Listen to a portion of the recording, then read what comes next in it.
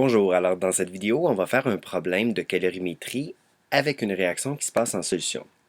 Donc, j'ai du H2SO4, un acide qui réagit avec une base SCOH parenthèse 3 qui formera de l'eau et un sel SC2 parenthèse SO4 parenthèse 3. Alors, le problème, c'est de faire réagir 50 ml de H2SO4 concentré à 0,25 mol par litre avec 11,1 ml de SCOH parenthèse 3 concentré à 0,75 mol par litre.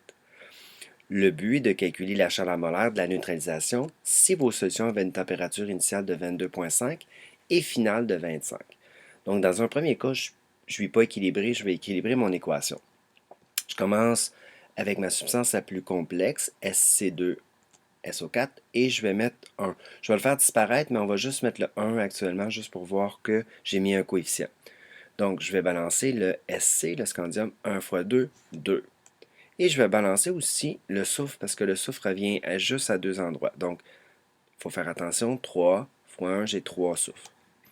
Donc, 3 soufres, 2 SC.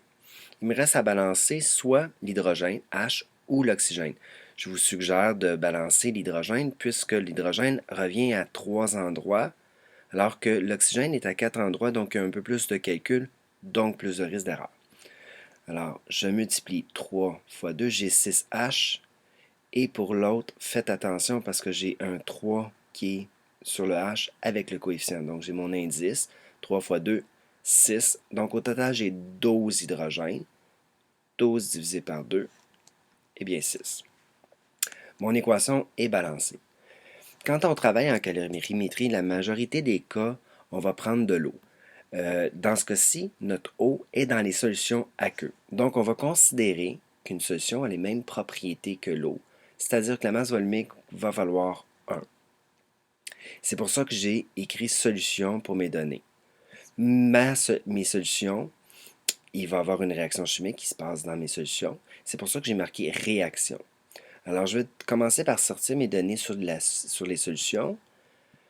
Alors là, je vais considérer que 50 ml de H2SO4 aqueux, c'est comme si c'était 50 grammes. Mais attention, 50 grammes d'eau, pas de H2SO4. Donc au total, au niveau des solutions, j'ai 61,1 grammes, 50 plus 11,1. Je prends la capacité thermique massique de l'eau, 4,19, et ma température initiale finale que je connais. Donc je vais tout avoir les données pour trouver la chaleur dans l'eau.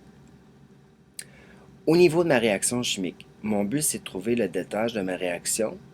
Alors, c'est pour ça que j'ai écrit réaction. Et je cherche la chaleur molaire qui est delta grand H.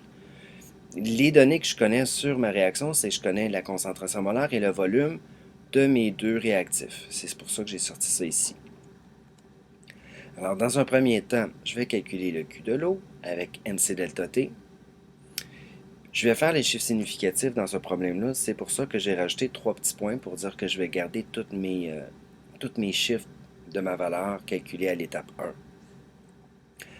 Dans un deuxième temps, et on va faire ça dans pas mal tous les problèmes de calorimétrie, Q de l'eau va être égal à moins Q de la réaction. Donc Q de l'eau égale moins Q de la réaction. On pourrait écrire Q1 égale moins Q2, ça serait très accepté aussi. Et finalement, troisième étape, je veux trouver delta H. Mais delta H, c'est Q sur N.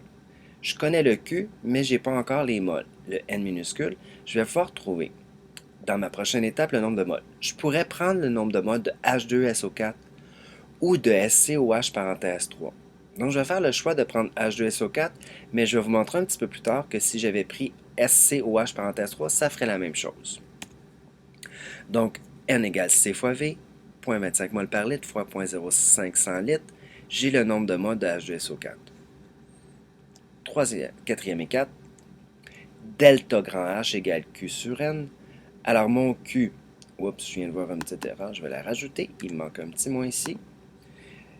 J'ai passé de joule à kilojoule. On travaille toujours en kilojoules par mol, sinon on va avoir des valeurs trop grandes. Ça ne sera pas pratique. Donc, moins 0,640 kJ par mémol. Ce que je viens de trouver là, c'est le delta H qui nous donne le nombre de kilojoules pour une mol d'H2SO4. Votre équation en contient 3. Donc, ce que je dois faire avec mon delta H, c'est que je dois le multiplier par 3 parce que j'ai pris les moles de H2SO4. Ici, je me suis mis en notation scientifique parce que j'ai respecté les chiffres significatifs. Mon delta T contient deux chiffres significatifs, 2,5, donc j'ai besoin de deux chiffres significatifs dans ma réponse, moins 1,5 fois 10 à la 2. J'ai fini le problème, mais je vais quand même vous montrer que si j'avais pris les moles de SCOH parenthèse 3, j'aurais trouvé la même réponse. Donc, ici, ça semble ne pas avoir bougé, mais pourtant, il y a eu des petites modifications. Donc, j'ai pris le C ici du SCOH parenthèse 3, même chose pour le V. Donc, mes moles sont différentes.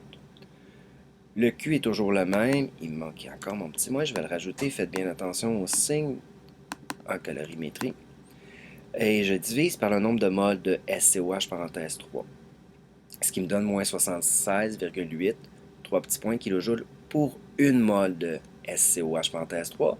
Mon équation en a 2, donc je vais faire x2. Et j'obtiens exactement la même réponse que j'avais obtenue tantôt. Alors voilà pour la calorimétrie quand on se passe en solution.